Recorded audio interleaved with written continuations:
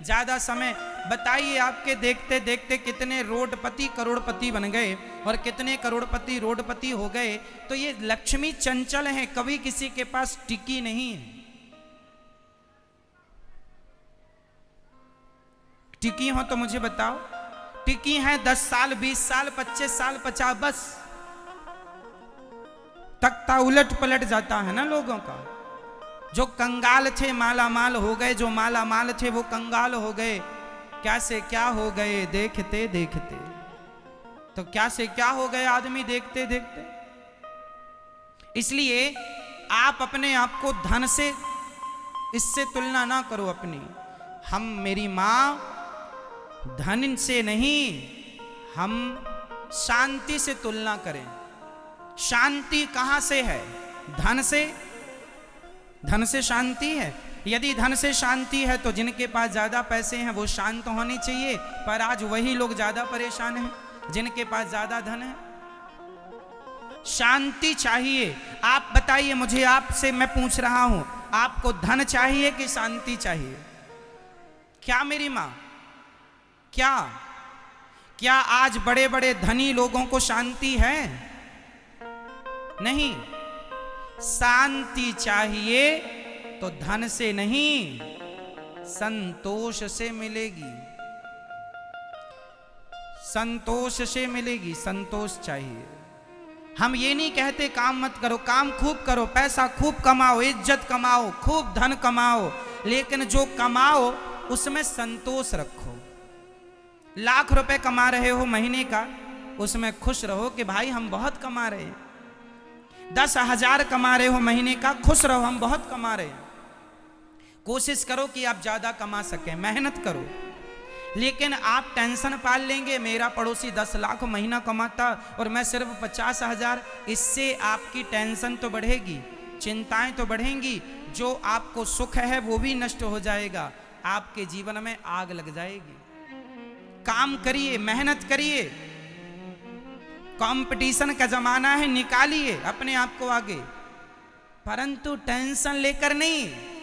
ईश्वर का धन्यवाद देकर, जो दिया विधाता ने, मैं इसके लायक भी नहीं था, परमात्मा ने मेरी औकात से ज्यादा दिया है। ईश्वर का धन्यवाद करना चाहिए। इससे क्या रहेगा? आप कमाएंगे पर आप सुखी रहेंगे। गौधन गजधन बाज धन और रतन धन खान, जब आवे संतोष धन सब धन धूरी समान। धन सबसे बड़ा धन है संतोष। हम जितना कमा रहे हैं उसमें हमें क्या होना चाहिए? बोलो मेरी मां। अपनी पत्नी में क्या होना चाहिए?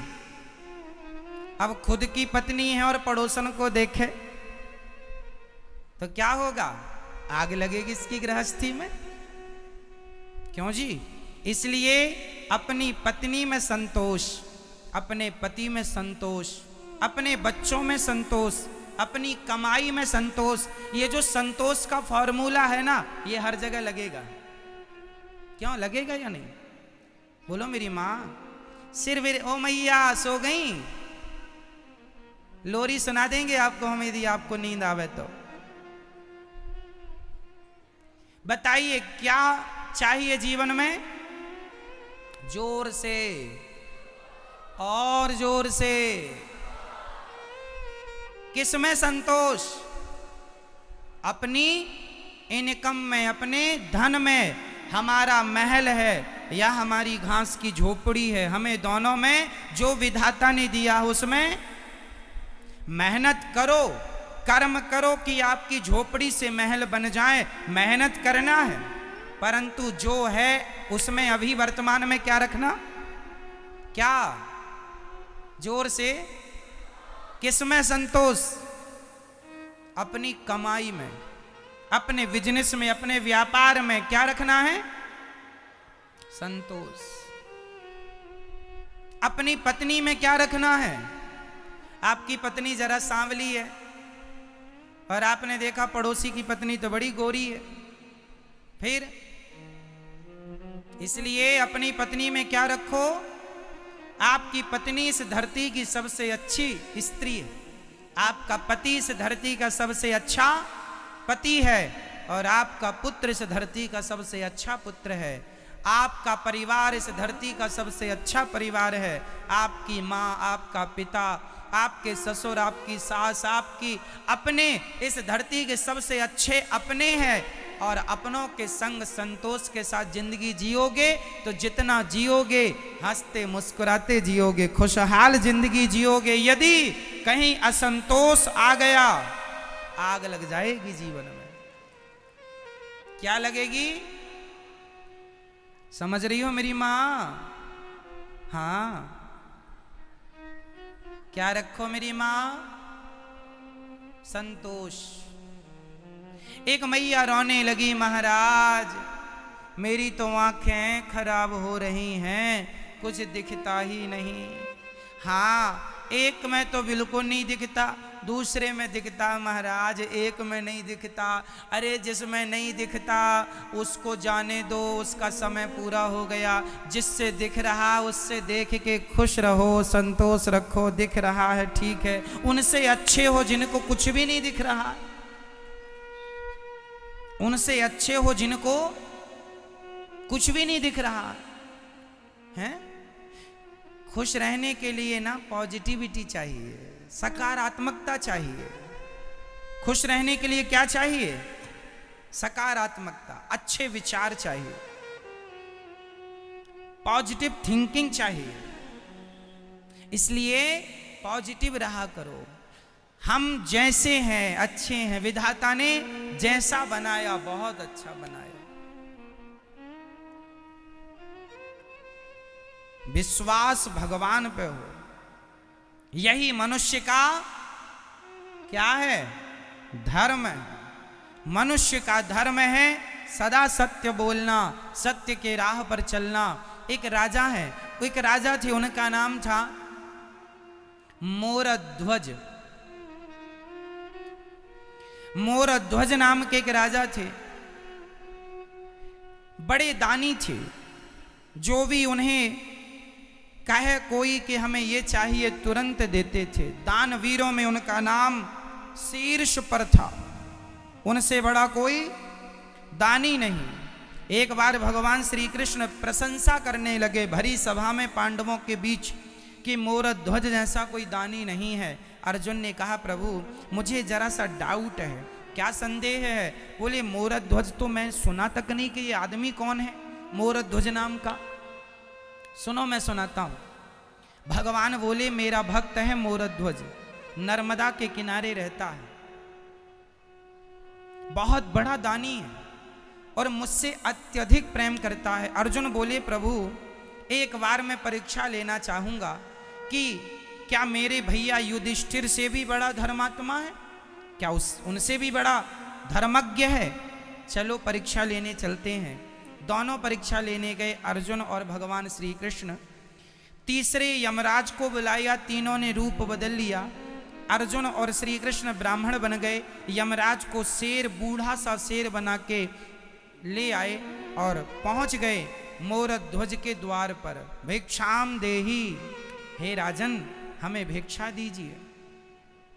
राजा का नियम था सुबह जागकर सबसे पहले ब्राह्मणों को, जरूरतमंदों को भिक्षा देता था, इसके बाद ही कोई काम करता था। आज भगवान द्वार पर भिक्षा मांगने आए। भिक्षाम देही कह दिया। आइए ब्राह्मण देवता। मोरध्वज ने ब्राह्मणों के चरण धोए, चरण धोकर बिठाया, हाथ जोड़ के कहा बताइए आपको क्या चाहिए? कह दिया मोरध्वज ने क्या चाहिए? ब्राह्मणों ने कहा कि हमें ज़्यादा कुछ नहीं, पर जो हम मांगेंगे उसके पहले आपको हमें एक वचन देना पड़ेगा। पहले आप संकल्प लो कि हम जो मांगेंगे आप वो देंगे। मोरध्वज ने कहा महाराज आज तक जो जिसने मांगा है वो हमने दिया है, संकल्प लेने की जरूरत नहीं, आप तो मांगिए, हमारी वाणी ही हमारा संकल्प है, जो कह दिया पत्थर की लकीर है। ब्राह्मणों ने कहा नहीं पहले संकल्प करो। हाथ में जल लिया, संकल्प किया, जो मांगोगे जरूर दूंगा। संकल्प छोड़ा गया। अब मांगो महाराज क्या चाहते हो? ब्राह्मणों ने कहा महाराज मेरा शेर खड़ा है बाहर, बहुत दिन हो गए खाया नहीं, मेरे शेर को कुछ मांस की व्यवस्था आप करा दो, बड़ी कृपा होगी। मोरध्वज ने कहा महाराज बस इतनी सी बात थी, आप यदि राज्य मांगते तो आज राज्य दे देता, मेरा सिर मांगते मैं सिर दे देता। अरे शेर को मांस की क्या बात है, बताइए कितना मांस चाहिए। ब्राह्मणों ने कहा ज्यादा नहीं, कुछ ही मांस चाहिए, मांस दीजिए। अब देखिए मांस तो तब ही दिया जा सकता है ना जब हम किसी को मारें, बकरे को मारें तो बकरे का मांस, हिरण को मारें तो हिरण का मांस, मछली को मारें तो मछली का मांस। भाई किसी ना किसी को तो मारना पड़ेगा। और राजा इतने बड़े धर्मात्मा थे कि वो कभी किसी की हत्या नहीं करते थे। अब राजा ने कहा महाराज आपके शेर को मांस चाहिए और मैंने वचन दे दिया है, तो एक काम करो मेरे शरीर का मांस शेर को दे दो। इतना धर्मात्मा राजा कि अपने शरीर को देने लग गया। लेकिन सोची उस राजा ने नगर में किसी की हत्या का सोचा नहीं कि मैं बकरा मार डालूं, चलो बकरे का बलिदान दे दें। ना जी, ना बकरा, ना बकरी, ना मछली, ना मुर्गी, कुछ नहीं, मुझे चढ़ा दो। ब्राह्मण बोले आपका मांस हम दे तो देते शेर को, पर हमारा शेर नेक बूढ़ा है, दांत टूट चुके हैं, मांस को फाड़ सकता नहीं है, बूढ़ा है, कड़ा मांस खाएगा नहीं। कोई बच्चे का मांस मिल जाता तो शेर का पेट भर जाता। अब मोरध्वज का दिमाग बच्चों की तरफ गया, पर बच्चा कौन सा, किस बच्चे को मैं मार दूं बताइए महाराज। मेरा अपना शरीर तो मेरे वश में है, किसी को मारना हत्या हो जाएगी महाराज। ब्राह्मणों ने कहा यदि आपका बेटा यदि वो अपना मांस दे दे तो शेर का पेट भर जाएगा। राजा बहुत धर्म संकट में पड़ गए, पहली बार वो इतने बड़े संकट में आए।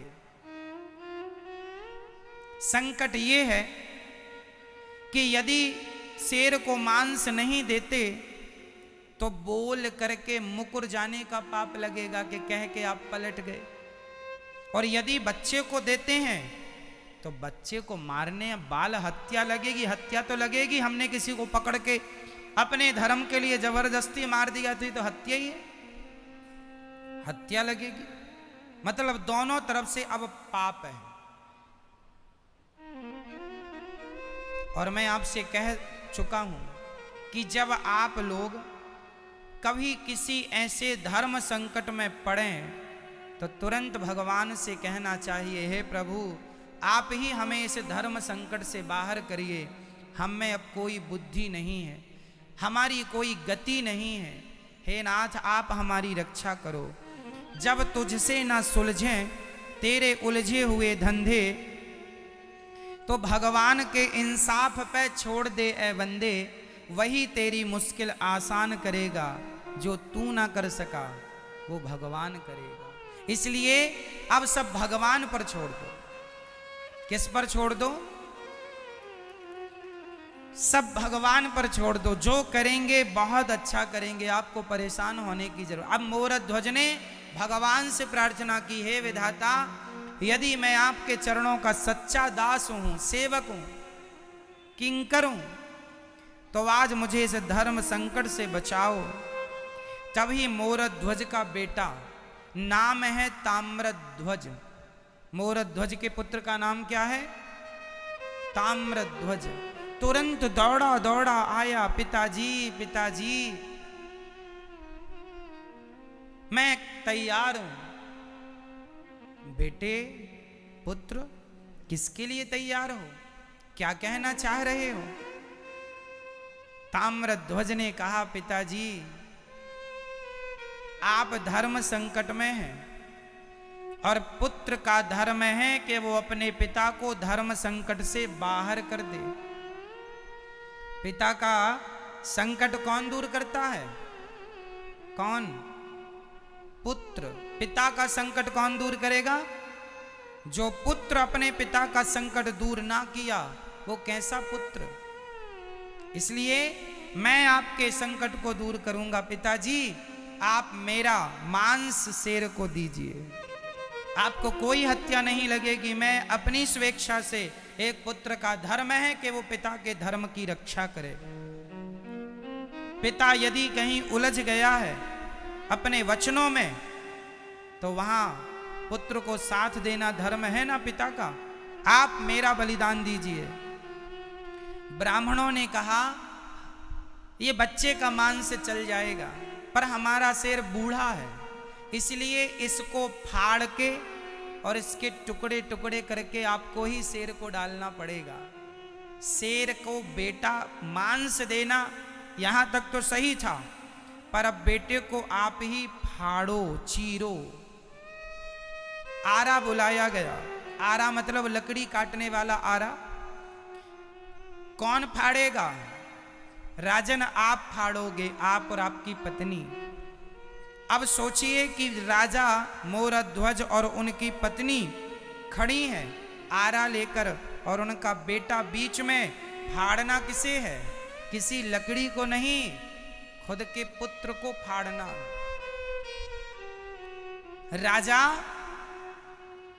तैयार हो गए आरा लेकर, रानी तैयार हो गई आरा लेकर, और वो फाड़ने वाला पुत्र भी तैयार हो गया, मुझे फाड़ डालो। मेरा सवाल आपसे है कि आज मोरध्वज अपने बेटे को आरा से चीरने को तैयार हो गया, किसके लिए? किसके लिए? बोलो, किसके लिए? धर्म के लिए, कि पुत्र जाए तो जाए। राजा चाहते तो कह सकते थे बेटा नहीं दे सकता मैं, तो क्या कर लेते मांगने वाले? क्यों नहीं देते? तो क्या कर लेते कोई मांगने वाले? लेकिन नहीं, धर्म की रक्षा करना है। पुत्र तो पुत्र है, पुत्र चला गया तो वापस आ जाएगा, दूसरा बेटा हो सकता है, पर धर्म चला गया पुत्र दूसरी बार आ सकता है। धर्म दो बार नहीं आते मेरी माँ, एक बार धर्म चला गया चला गया, अब ये कभी वापस, अब अगले जन्म में ही आएगा। आएगा तो इस जन्म के लिए तो गया। इसलिए खड़े हैं राजा, और वो बच्चा भी कटने को तैयार है, आरा से चीरने को तैयार है। किसके लिए? 5-6 साल का है अभी, पर वो भी धर्म को बड़ी गहराई से समझता है। धर्म के लिए एक बेटा, अपने पिता के धर्म के लिए एक बेटा खड़ा हो गया। बताओ, गुरु गोविंद देव जी के 2 बच्चों को दीवार में चुनवा दिया था मुगलों ने, हाँ या ना? कहा था अपना धर्म छोड़ दो, तुम्हें छोड़ दूंगा। उन लोगों ने अपना शरीर छोड़ दिया, अपने आप को दीवार में चुनवाना उचित समझा, पर धर्म नहीं छोड़ा। ये धर्म की परिभाषा है मेरी माँ। मर जाना अच्छा है, स्वधर्मे निधनम श्रेयः, पर धर्मो भयावह। खुद के धर्म में मर जाना बेहतर है, पर अपना धर्म छोड़ के दूसरे धर्म में जाना ठीक नहीं। समाज इतिहास उन्हें कभी सम्मान नहीं दे सकता जो अपना धर्म छोड़ चुके हैं या छोड़ चुके थे। जो बीत गए हैं लोग, जो छोड़ चुके हैं धर्म, समाज उनका कभी सम्मान नहीं कर सकता। इसलिए मर जाना अच्छा है, क्या छोड़ना अच्छा नहीं है? बोलो मेरी मां जोर से। क्या? धर्म। और धर्म क्या है? एक नारी का धर्म क्या है? एक नारी का धर्म है अपने पति की सेवा करना। नारी अपना ये धर्म ना छोड़े। एक पुत्र का धर्म है अपने माँ बाप की सेवा करना, ये पुत्र अपना धर्म ना छोड़े। एक राजा का धर्म है अपने प्रजा की सेवा करना, राजा अपना धर्म ना छोड़े। एक किसान का धर्म है खेती बाड़ी करना, ईमानदारी से फसल उगाकर ईमानदारी से उसको बेचना, उसका धर्म है। व्यापारी का धर्म है ईमानदारी से व्यापार करना। लेकिन आज लोग अपने अपने धर्मों का पालन ना करते हुए अपने अपने धर्मों में मिलावट करते जा रहे हैं। धर्म का ज्ञान नहीं है लोगों को। आज कुछ लोग पैसों के लिए लौकी में इंजेक्शन लगा देते हैं, रातों रात लौकी बड़ी हो जाती है, बाजार में बिक जाती है। वो इंजेक्शन वाली लौकी जो खाएगा मरेगा, लेकिन नहीं, तुम मरो तो मर जाओ, हमें तो पैसे से मतलब है। तो ये क्या है? इन लोगों का धर्म इन्होंने बेच दिया। आज व्यापारी, कुछ व्यापारी मिलावट कर रहे हैं, खाने की चीजों में मिलावट, और वो चीज मिला रहे हैं। अब सोचिए कि बाजार में नकली दूध भी मिलता है जिसमें दूध है ही नहीं, नकली है, पूरा केमिकल का। वो कोई पिएगा तो मरेगा। लेकिन लोग अपने पैसों के लिए सब कुछ कर रहे हैं। क्यों? क्योंकि इन्हें धर्म का ज्ञान, धर्म, यदि आपके अंदर धर्म है तो आप बहुत सुखी। और धर्म प्रत्येक व्यक्ति का, स्त्री का भी धर्म होता है, पुरुष का भी, और हर कंडीशन का धर्म अलग अलग होता है। जब आप हमारे अतिथि होते हैं तो आपका धर्म अलग है, और जब आपके घर कोई अतिथि आता है तो आपका धर्म अलग हो जाता है। क्यों? सही है?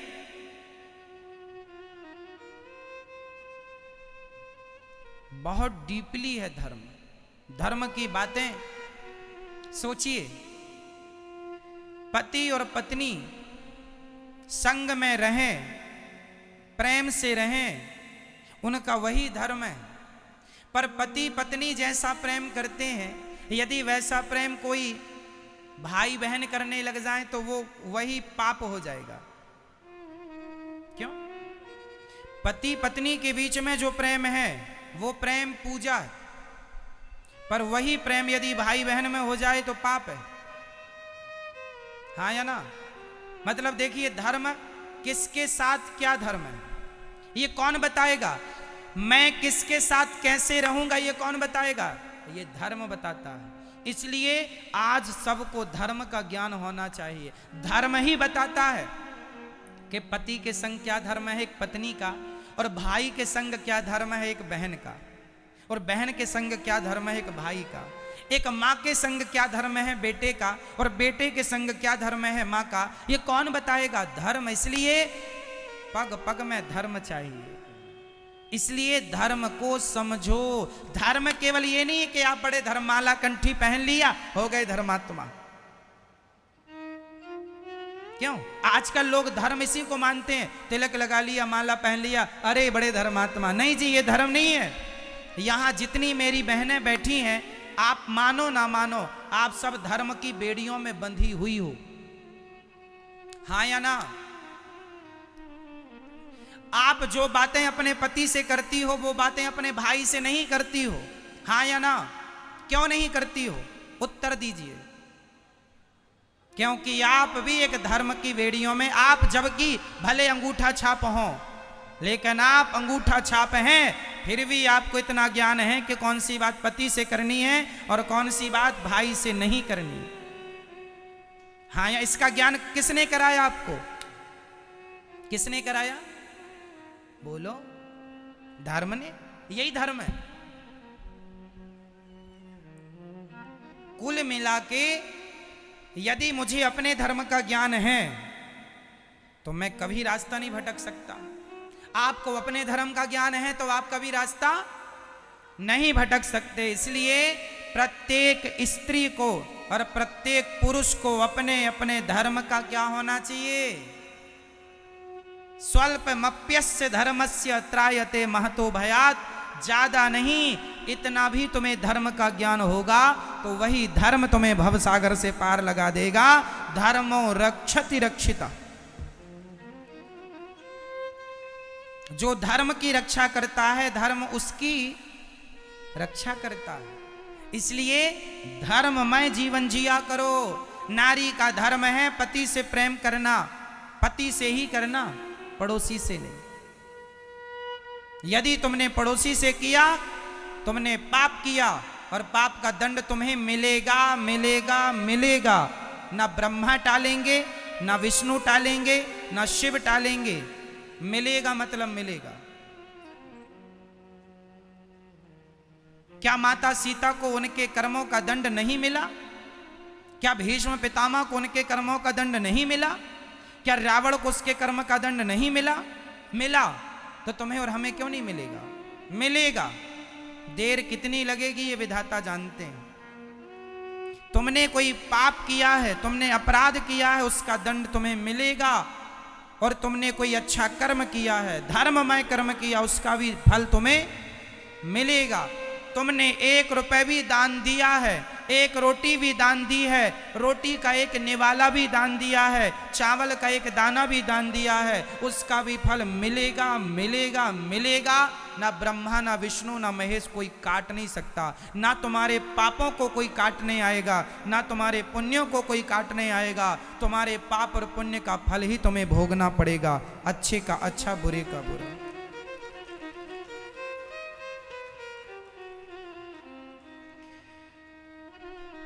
ताम्र ध्वज खड़े हैं, मोर ध्वज ने हाथ में ले लिया आरा, ले लिया दूसरी तरफ से पकड़ लिया आरा। जो आरा चलाने लगे, मोर ध्वज के पुत्र ताम्र ध्वज ने कहा पिताजी जरा सी देर के लिए रुक जाइए। दौड़ करके गया, रुई लेकर आया, माँ बाप के कानों में रुई लगा दी। पिता ने कहा पुत्र ये रुई क्यों? पिताजी जब मैं चीखूंगा, पिताजी जब मैं, आप आरा चलाएंगे और जब मैं चीखूंगा, चिल्लाऊंगा, तो आप कहीं आरा चलाना छोड़ ना दें, रोक ना दें। इसलिए ये रुई आप लगाइए। धर्म आरा जब चलाएंगे तो मैं चीखूंगा ना, और कहीं मेरी चीख आपके कान में पड़ी तो आप आरा चलाना रोक देंगे। पर यदि आपने आरा चलाना छोड़ा तो मेरा धर्म संकट में पड़ जाएगा। इसलिए कहा कि धर्म संकट में नहीं पड़ना चाहिए। धर्म संकट में नहीं पड़ना चाहिए। सोचिए कि धर्म संकट में ना पड़े, इसके लिए रुई लगाया, आरा चलाया, फाड़ दिया बच्चे को 2 भागों में। खून की पिचकारियां निकल रही हैं, माँ और बाप के मुंह में जा रही हैं, पर ना पुत्र हटने को तैयार है, ना माता पिता रुकने को तैयार हैं। देखिए जरा, ये भारत देश है, इस देश में बेटा भी अपना धर्म निभाने के लिए खड़ा है और माँ बाप भी अपना धर्म निभाने के लिए खड़े हैं। यहाँ धर्म से पीछे ना माँ बाप हट रहे हैं, ना बेटा हट रहा है। और आज का इंसान 1-1 रुपए 2-2 रुपए में धर्म बदल देता है, झूठ बोल देता है। आज का इंसान, सोचिए इन कथाओं से आज की कथाओं को जोड़ा जाए तो कितना गिर गया है इंसान। डॉलर से रुपया कितना गिर गया और पिछली इंसानियत से आज की इंसानियत कितनी गिर गई है, जरा आप ही तौल कर देख लीजिएगा। वो भी एक धर्म था और आज भी आप लोग धर्म में रह रहे हैं। आज का आदमी 1-1 रुपए के लिए झूठ बोलने को तैयार है। क्यों? पहले का आदमी लाख करोड़ रुपए भी पड़ा हो चोरी नहीं करता था, और आज के जमाने में चप्पलें चुरा के ले जाते हैं लोग। चप्पल जूते चुरा ले जाते हैं। सही है? पहले की नियत करोड़ों में नहीं डोला करती थी, आजकल तो चप्पल जूतों में नियत लोगों की डोल जाती है। देखिए कितनी घटिया नियत हो गई है आज की। सही है मेरी माँ? इसलिए बेटा को फाड़ करके ब्राह्मणों ने कहा जाओ शेर को खिलाओ। शेर को खिला दिया 1 भाग, दूसरा भाग कहा जाके गटर में डाल दो। रानी की आंखों में आंसू आ गए। महाराज, राजा, ब्राह्मणों ने कहा आप रोए क्यों? रोना नहीं है, आप रोएंगे तो हम लोग चले जाएंगे। महाराज मैं इसलिए नहीं रो रही हूं कि पुत्र चला गया, इसलिए रो रही हूं कि मेरे बेटे का एक हिस्सा आपके काम आ गया और दूसरा हिस्सा आपके काम नहीं आया, इसलिए हम रो रहे हैं। ब्राह्मणों ने कहा कोई बात नहीं, अब मत रोइएगा। तुरंत ब्राह्मणों ने कहा शेर का पेट भर गया है, जरा हमें भी भूख लगी, हमारी भी व्यवस्था कीजिए। ब्राह्मणों के लिए दोनों पति पत्नी ने भोजन बनाया और भोजन परोसा। ब्राह्मणों ने रोटी तोड़ी और खाना चाहा, रोटी वापस रख दी, बोले आपके घर नहीं खाएंगे। क्यों नहीं खाएंगे? क्योंकि आप हत्यारे हैं और हत्यारों के घर हम भोजन नहीं करते। हमने हत्या की? हाँ। कैसी हत्या की? आपने अभी अभी हमारी आंखों के सामने अपने पुत्र को मारा है। महाराज हमने नहीं, वो तो आपके कहने से। ना जी, हमारे कहने से नहीं, आपने मारा है, बस हम ये जानते हैं। तुम हत्यारे हो, अपने धर्म के लिए, तुमने अपने धर्म की रक्षा के लिए पुत्र को मार दिया। अब हम जा रहे हैं, तुम हत्यारों के घर भोजन नहीं करेंगे। तुम्हारे हाथ अपने बच्चों के खून से रंगे हुए। राजा रानी मोरध्वज ने विचार किया, बात तो सही है, हमने मारा तो है अपने बच्चे को। अब फिर धर्म संकट में फिर भगवान से कहा, हे विधाता, यदि मैंने कभी अपने धर्म को ना छोड़ा हो तो आप रक्षा कीजिए और मुझे इस कलंक से बचाइए, मुझे हत्यारा कहेगा जमाना। हे पुत्र मोताम्रध्वज, एक बार तुमने मरकर अपने पिता के धर्म को बचा लिया, बेटा एक बार जिंदा होकर अपने पिता के धर्म को बचा लो, एक बार जीवित होकर अपने पिता के धर्म को बचा लो। अंदर से आवाज आई, पिताजी मैं आ गया, मरकर भी आपके धर्म को बचाऊंगा और जीवित होकर भी आपके धर्म को बचाऊंगा। पलट कर देखा, उनका मरा हुआ बेटा ज्यों की त्यों जिंदा सही सलामत खड़ा। मोरध्वज ने देखा तो वहां कोई शेर नहीं, कोई ब्राह्मण नहीं, साक्षात भगवान श्री कृष्ण चतुर्भुज रूप में खड़े थे। चरणों में गिर पड़े। चरणों में गिर के मोरध्वज ने कहा, प्रभु ये क्या था? भगवान ने कहा, मोरध्वज आपने धर्म की रक्षा की, इसलिए धर्म ने भी आपके पुत्र की रक्षा की, और ये लो अपना पुत्र वापस लो, क्योंकि तुमने पुत्र को छोड़ दिया पर धर्म को नहीं छोड़ा। इसलिए धर्मो रक्षति रक्षिता, धर्म की रक्षा करना ही हम मनुष्यों का धर्म है।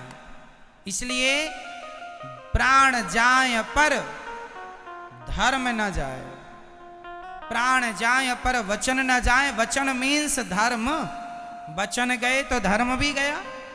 तो प्राण जाए पर वचन न जाए मीन्स प्राण जाए पर धर्म न जाए। इसलिए प्राणों से ज्यादा धर्म को महत्व दीजिए, प्राणों से ज्यादा धर्म को महत्व दीजिए। हमारा धर्म है तिलक लगाना, तिलक लगाया करो। हमारा धर्म है भगवान का नाम जपना, नाम जपा करो। हमारा धर्म है भागवत सुनना, सुना करो। हमारा धर्म है सत्य बोलना, माता पिता की सेवा करना, सेवा किया करो। अपने अपने धर्म का मेरी माँ पालन करना चाहिए सबको। मोरध्वज बोले, प्रभु आप परीक्षा ले रहे थे? हाँ। क्यों प्रभु, आपको क्या हम पर विश्वास नहीं था? क्या बताएं, यदि हम कहते कि आप सबसे बड़े धर्मात्मा राजा हैं तो हमारी बात शायद लोग सुनकर कह देते कि हमने तो देखा नहीं है, पर आज तुमने सिद्ध करके बता दिया कि आपसे बड़ा कोई धर्मात्मा नहीं है। इसलिए आज तक के इतिहास में सबसे बड़े धर्मात्मा, सबसे बड़े दानी मोरध्वज। सबसे बड़े दानी कौन? मोरध्वज, जिन्होंने अपने पुत्र को आरे से चीर कर दान दिया, धर्म नहीं छोड़ा। ये धर्म की परिभाषा है, ये धर्म की रक्षा। मनुष्य का धर्म है सत्य बोलना, इसलिए सत्यम ब्रूयात प्रियम ब्रूयात। सत्य बोला करो। अब प्रश्न दूसरा है कि मनुष्य का धर्म है सत्य बोलना, आपने सुना। शास्त्रों का सार क्या है? भगवान का चिंतन ही, भगवान नाम ही शास्त्रों का सार है। तीसरा प्रश्न है, मनुष्य के कल्याण का साधन क्या है?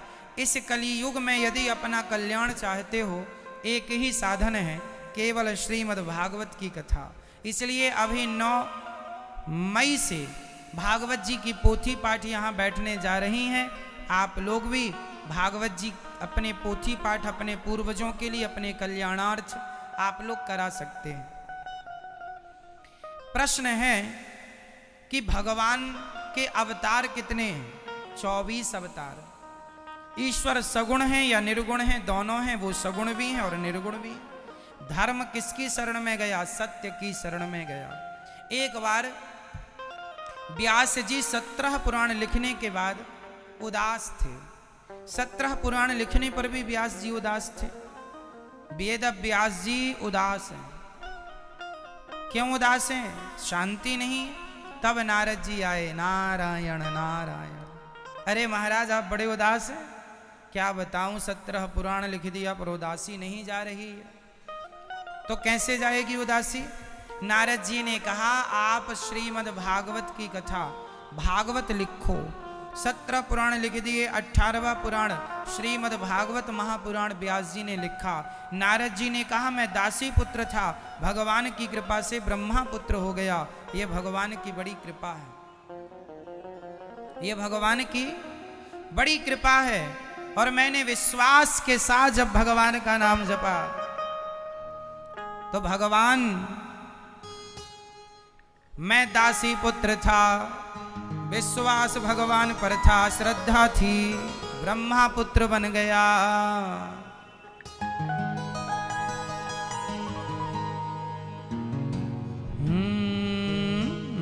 मत हो न मन बावरे उदास,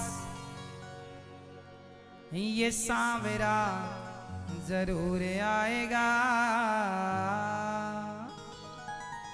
तो मन में रखना विश्वास, ये